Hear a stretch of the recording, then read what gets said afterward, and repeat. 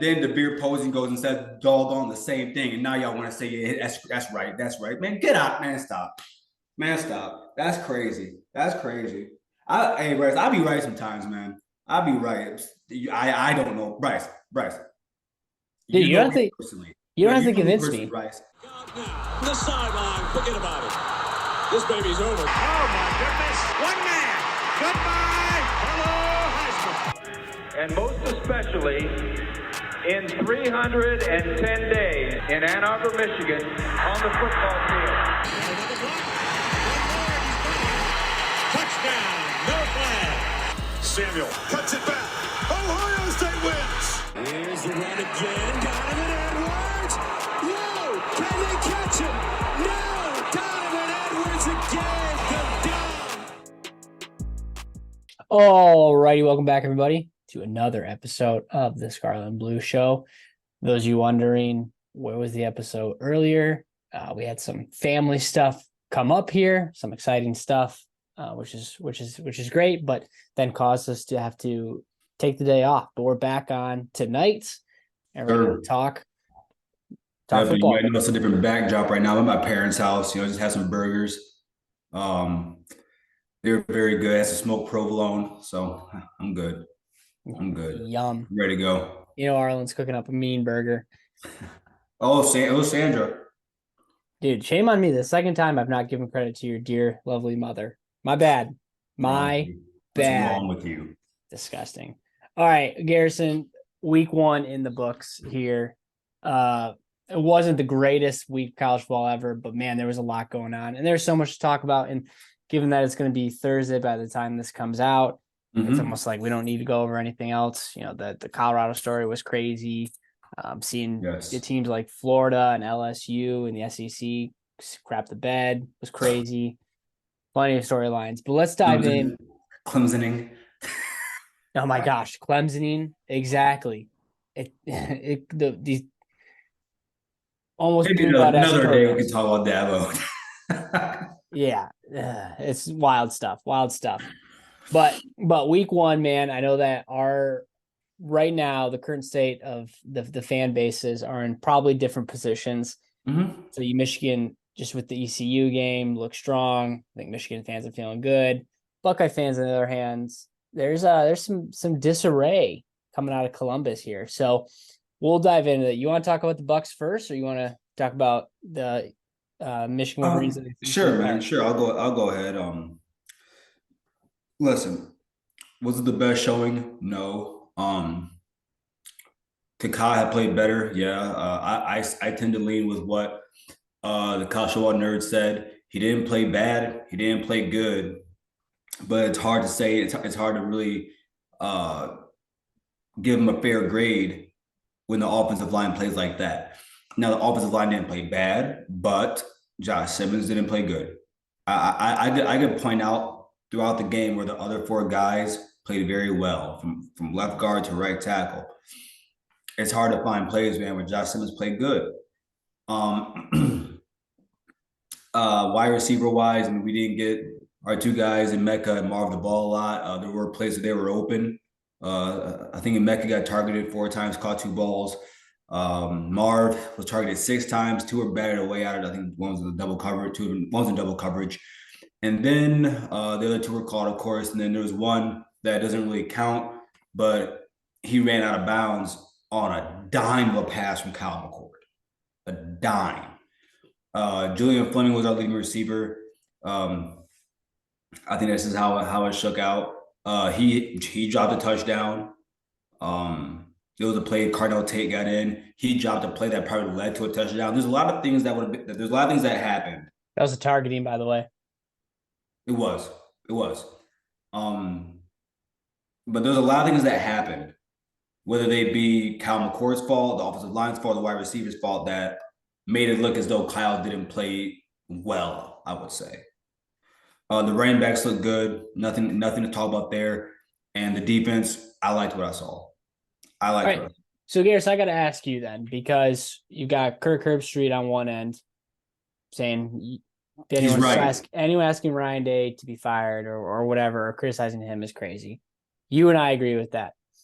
Then you got other guys like Joe Klatt who's saying there's some legitimate concerns here. So where are you at? Let's take out, you don't think Ryan Day should be fired. That's nonsense. No. But are you concerned? No. Why?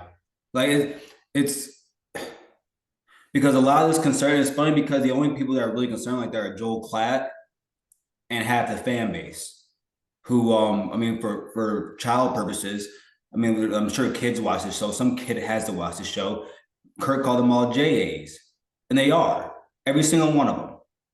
And he said that because the quote you gave was earlier in the summer. The quote he just gave a few days ago was about, he said there's a standard and there's a psychotic standard. And, you know, they're like, oh, well, Kirk went, well, I think Kirk was 0-3-1 against Michigan. What the heck does that have to do? The main point is it's week one. It is. It is week one. And most teams make the biggest jump from week 1 to week 2. And people want to say, well, don't compare yourself to other people. Hey, I'll tell you what, I'd rather be us than be Clemson. And it's not that I'm lowering the standard. It's the fact that I know how to use common sense. So I'm not worried like Joel Klatt said. There's nothing to worry about. I don't. That means nothing to me. Okay. All right. Well, it's good positivity from the voice of the Buckeyes here. But so, do you have a message? What would you tell Buckeye fans then who are trembling idiots right now? Listen, please, and the idiots in the back, please listen. Please just listen. You are not in the quarterback room. You have not been with Ryan Day, Kyle McCord, Brian Hartline, and Devin Brown. You have not been in the rooms with them. You have not been in the war room with them. You have not been there. So for you to go out here, and the thing is, like I've told you, Bryce, I don't care if any of these two are a quarterback. I am behind whoever is playing for The Ohio State University. And for these people, I'm trying so hard not to say for these people to come out and just bash on Kyle McCord. Like Bryce, I was in a group chat, and they're like, and there's all like how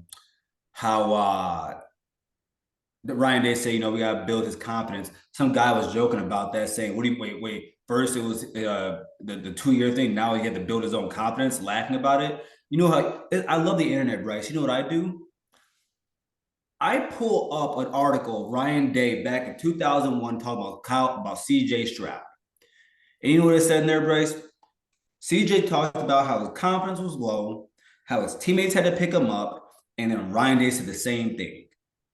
You are the same idiots that sat here and said, "Ooh, we won't kill McCord." Oh, Zach Smith, you're one of them. There's a whole video of it of you saying that he's going to be better than CJ Stroud. A whole minute video. So there's that. And now you're the same idiots that are saying, "Oh, no, man, no. We want Devin Brown." No, sit back, relax, and watch the show. Okay. Ryan Day has more football in his fingernail than you do in your entire body. So it's just aggravating that people and they say, "Oh, you don't know ball. You don't know ball." No, you don't know anything. You don't know anything. Buckeye. No, sorry. Go ahead. Continue, please. Don't let me stop. I'm almost done, Bryce. I promise you, I'm almost done.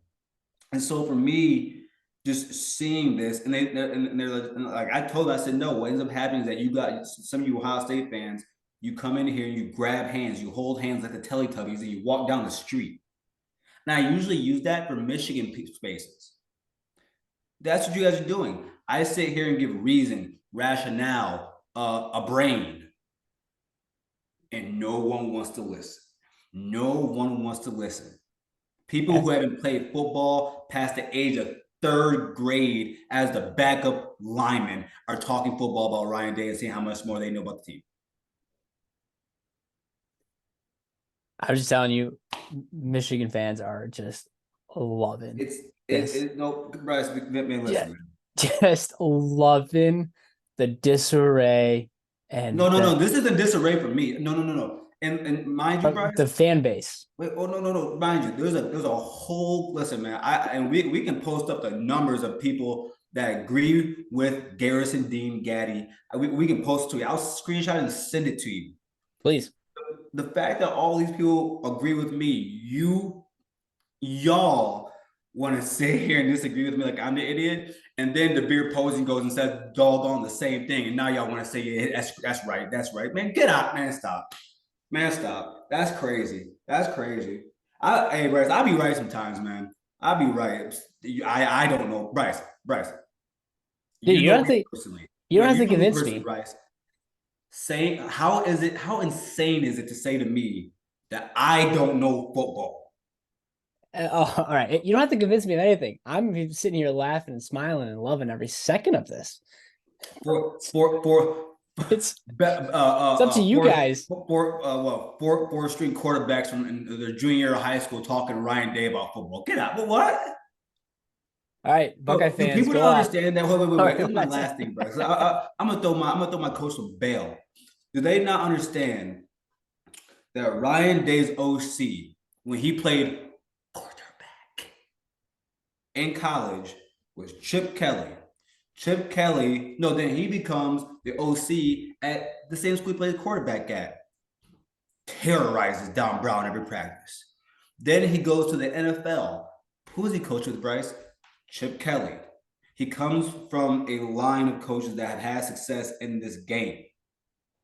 So it will be and then he coached with Kevin Wilson as co-coordinators. It will be who of you who are fans, fanatics, or as Kirk Hershey says, relax. If he comes out next game and they play bad and Kyle McCord's not good, fine, that's okay. Put Devin Brown in, see what he's got. There's nothing wrong with giving the kid a chance. You guys are crying and moaning about a guy not getting a backup, not getting a shot. All right, bro, I'm done. Let me mute myself. Go off, King. Again, love this. Love what's going on amongst the fan base. I'm sorry. I found a word I can use. Jackarses. How about that? There you go. How about that? There you go. Wow. I had no other comment to that. I was coming back home from Ann Arbor, so I watched the second quarter and third quarter. It didn't look good for the Bucks. So there are things to work on, but at the end of the day, guys, it's week 1 here. It's week 1. Let's all relax. You let them score 3 points. I don't know. It goes back into me saying Buckeyes are the softest fans. Can I read this real quick, please? Yeah, sure. This comes from GD Gaddy, or AKA at Mr. Morals 44, 2 hours ago. It's week 2. In case anybody was wondering, needed remembrance, or just needed to be told, it's week 2. It's Wednesday, Bryce, and we're still talking about what happened last week. Okay. Well, all right. Well, are you good? Do you feel you get a message across? Buckeye fans, chime in. Let's hear. Let's see if people have come to their senses, if cooler heads can prevail, if we can level people the ship. People that have sense people that have sense, not senses, sense. Whatever it takes for y'all to get through this. You bring out of me. I can't wait for week 4. Did you see the week 4 slate, Garrison? Oh my gosh. We're not gonna talk about that. We'll get to week 4. Week 4 slate. We gotta stay on track. I might have gone over, so we gotta stay on track. Week 4 and then October 21st are gonna be. I'm not leaving my couch. All right. Let's go the other way. How do you feel, man? I feel great. I was at the game. Love that game. You would like to see them get in the end zone on that 4th and 1. We talk about what happened there, and I agree with the call. But you get in the end zone, that gets them to 37. And you'd love to see a couple more points. Basically, you'd love to see a cover on a team like that, because I watched that game and it was a dominating performance up until the 3rd and 4th string guys came in at the end, and absolutely I loved everything I saw. ECU stacked the box. So I hear a lot of people complain about the lack of run game. They're stacking the box all day long. And you would like to see, I think there's one criticism. You would like to see the offensive line be a little more dominant. Mm-hmm. And so we didn't see that, but there's really only one point in that game where you felt a little concerned, and that not even concerned, but when you're just thinking we should be better than this. It's when the first series we got pinned back on the 1 and had to go 3 and out and then punted it back, but proceeded with an interception shortly after that. So feel good about this. But Garrison, let me give you a stat line here from a particular player on this team. I think you're gonna know where I'm going with this. 6 catches. You deserve it, baby. Go ahead. 6 catches, 78 yards, and 3 touchdowns. You know whose stat line that was? That's number 1. The flying Hawaiian, the boy from Honolulu, from St. Louis. I think he's from St. Louis.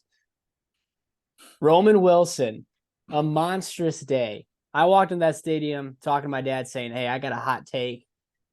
Any legitimacy here? They all rolled their eyes. Oh, Bob rolled his eyes? Bob rolled his eyes. My brother-in-law rolled his eyes. He said, I don't know about that one. That's a hot take. They're smart men. We're on our way here. We're on our way. Yes, So it was only 74 yards, correct? 78 yards. 78 yards. But with that, JJ looked crisp and clean as could be. My gosh, Yes. that guy looked like he was playing backyard football. Jim Costa, everyone know who that is? CMU grad. Forget who he writes for. Oh, man. Hey, did you see the sad Costa picture? No. Oh, he's a Central Michigan fan. I got to send it to you. Oh, yeah. When he's sitting in the stands. Yeah. But he's got a tweet, and it says, how did Clemson break through and dethrone an SEC juggernaut like Alabama? Elite quarterback play with Watson and T-Law. How can Michigan beat Georgia? JJ making throws like this. So he's a chip. He's not a Michigan guy. He's a chip. But Michigan fans are drooling right now at the possibilities of number 9. And I know you guys are all going to hate on number 9. I know everyone in Columbus does. But we are fired up about JJ. If I could say something real quick about JJ, like I've been very critical of him, specifically from the pocket. Though it is only ECU, because I've been critical of that, I'm not going to sit here and not give him his due when he does well of something I've said. He looked good that game. He looked good. They're good in the pocket. You're right. And we can't overreact because what week is it? What week was it? It's only week 1. Let's all chill. And it's an opponent that is definitely in a rebuilding year. Secondary had some flaws, but he looked good. He looked good, Garrison. I just have maybe I think there's one thing I would point out. You said 3rd and 4th string guys. That's not entirely true. In the second half, most of the second half, you had your 2nd string in. They only punched the ball in once. Does that at all concern you? Who punched it in? You mean the running game? You scored 7 points in the second half. Oh, no, that doesn't concern me. Okay. Because we drove down the field and we got the ball on the goal line and went for it on 3rd and short. And I love what they did. What they did was they're practicing, because they did this a couple times, especially against Maryland last year, where 3rd and short, they don't get it. They'll quickly go to the line and run that quick run play, quick draw up the middle. And they tried doing that again and they fumbled it. I think that one goes in and that puts them up 37-0. And so I think if you want to pick apart some of the game, right? I think we got to figure out who our QB2 is. I think that's probably the hottest debate right now, because Davis Warren did not look good.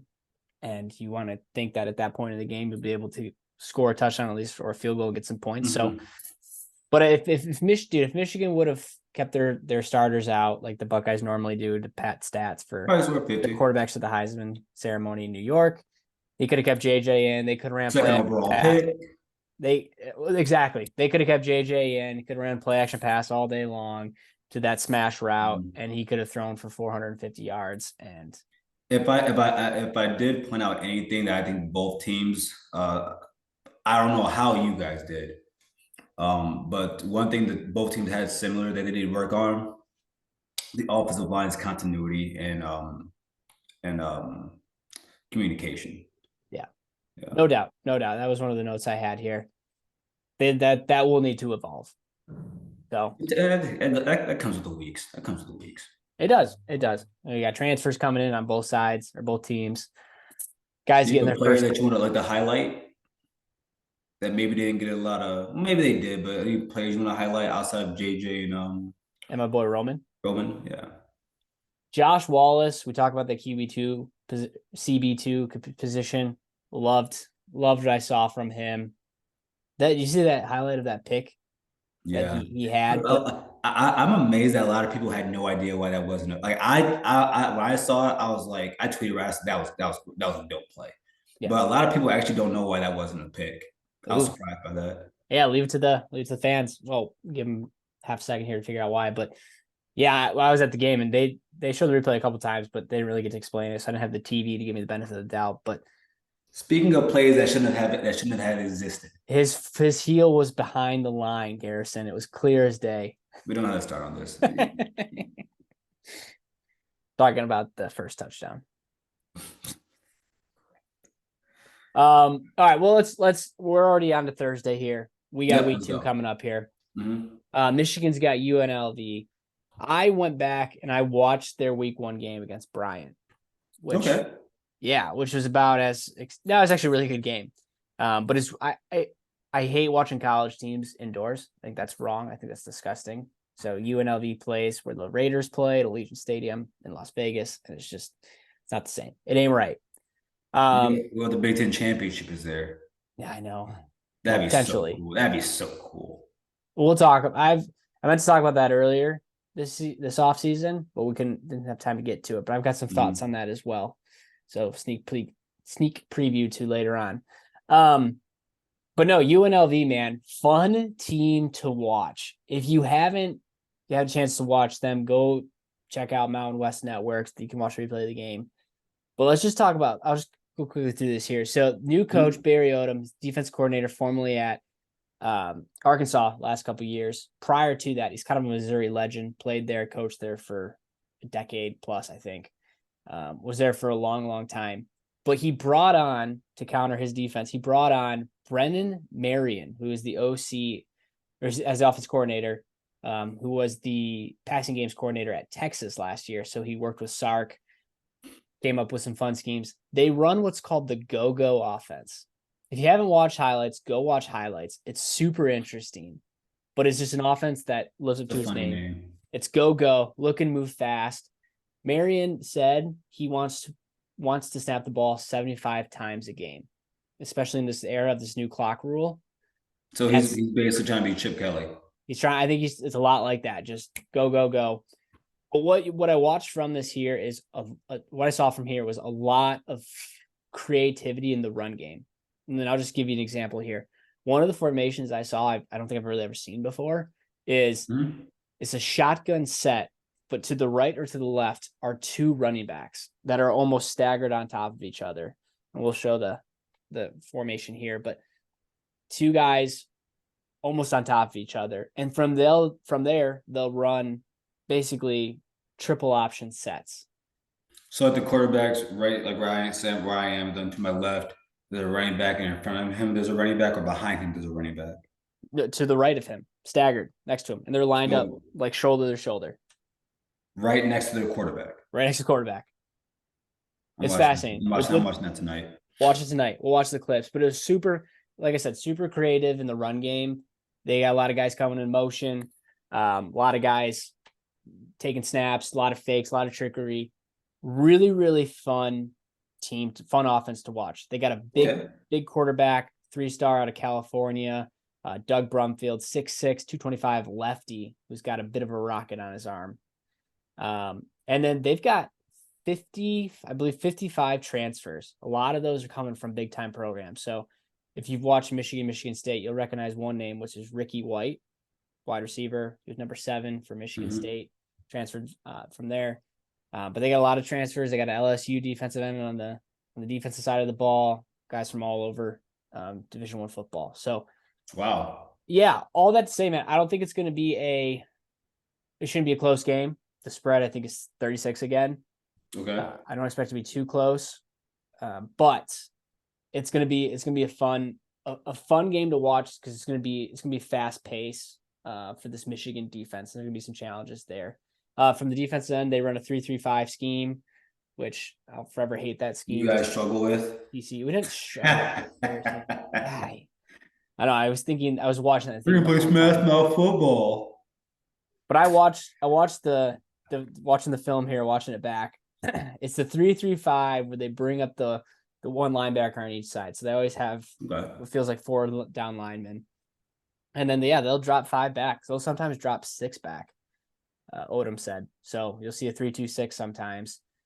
So a lot of disguises, a lot of pressure, a lot of deception.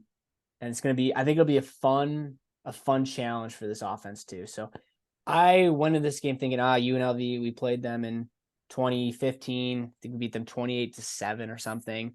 and thinking, all right, we're gonna see a lot of that again. I saw the spread, but watching this back, mind you, they're playing Bryant. Which, Garrison, what state is Bryant University in? If anyone listening can pull this information. I'm gonna go with Pennsylvania. Close. Rhode Island. Had to look that up. So, the team, their opponent. They played a team from Rhode Island? That's crazy. I guess so. That's wild. Part of the Ohio Valley, which I think merged in with the Colonial Conference. I don't know. The Colonial Conference? It might have been that. I don't remember. Yeah. So, not a great opponent, but it could be a really fun game just in terms of the talent and the schemes and the coaching that the UNLV Rebels have. So I'm excited. I'm much more excited than I was before I watched the tape. Oh, that's good to hear, man. That's good to hear. So I think we have a little bit weaker competition this week. We play our little brothers down the street, Youngstown State. That's a rival. Penguins. It's the biggest rival we have. So I'm geared up for this right now. Okay, I'm very geared up for this. I'm pretty sure Jim Tress will be in attendance, so that'll be nice to see the mayor. This stupid tie. Listen, man. There's not much. Let's be honest here. There's not much to say about Youngstown State. I didn't give them as much respect into watching them because it's Youngstown State. Now, granted, they're 1-0 right now. They beat Valparaiso yesterday or last Saturday, Valpo, 52-10. I actually had a 28-point third quarter. So it's I thought that we might have to wait until week 3 against Western Kentucky University to see an offense that could somewhat challenge us. But based off this, I'm not sitting here saying that Valpo has the same defense as Ohio State, but it was nice to see they were able to put up points. So maybe our defense gets some type of look. For this game, this mostly has to do with what I want to see improve. We don't need to talk about Calvin Corbett right now. What I want to see is that offensive line, specifically Josh Simmons and Matt Jones. I want to see their IQ skyrocket. Okay. Specifically, Josh Simmons. I don't think Josh Simmons is a bad player, but there's 2 plays, Bryce, that stood out to me last week, Saturday.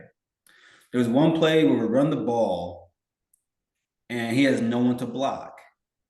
And for some odd reason, Bryce, while Travion Henderson is moving up the field, he turns his back away from it and looks towards the line of scrimmage. Your running back is 10 yards down the field. Like plays like that, Bryce, I just can't. I can't explain. It baffles me. I would also like to see.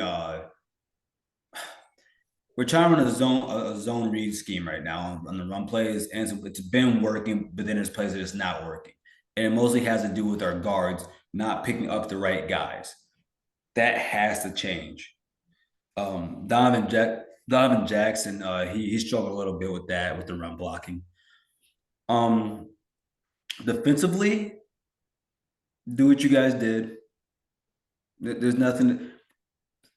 nothing else to say about that. Just do what you guys did. Bryce, I mean, we can put it up here. I'll send it to you, man. Like, I saw this chart of every spot on the field Sonny Styles went to. I saw that. Let me tell you what. A lot of 6s on that chart. That kid is hell in cleats. I'm telling you. And for him to be 6'4", 230, running like that, my goodness. And then more than anything, Ryan Day, because I think this affected the offense as a whole. Ryan Day and Brian Hartline need to figure out how they're going to play, how they're going to call plays and get a rhythm and get into a rhythm together. Because if you're sitting here telling me that you guys that you're going to give off the play calling, and there's no way Ryan Day gave it the play calling in that game. I can tell, because if he did, we wouldn't have. Bryce, I couldn't tell you how many times we were in 12 personnel with just 2 tight ends. So, I want to see them like kind of figure out what they really want to do there. And I would love to see Luke Montgomery and Tegra get on the field at offensive line also. So yeah, it's mostly just a week for me about preparing for Notre Dame. Now it's time to prepare for Notre Dame. Yeah. And who's next week? Who the Buckeyes 2 have? weeks. 2 weeks. Yeah, who do you guys have next week? Yeah, Western Kentucky. I'll be there. Yeah, that's right. Garrison be in the house. Oh, we got this time here. So picks of the week. So how did you finish last week? I went 3-2. I went 4-5, man. 4-5. South Carolina, man. You mean 4 out of 5? 4 out of 5, yes. All right. Which means I am the You're up 1.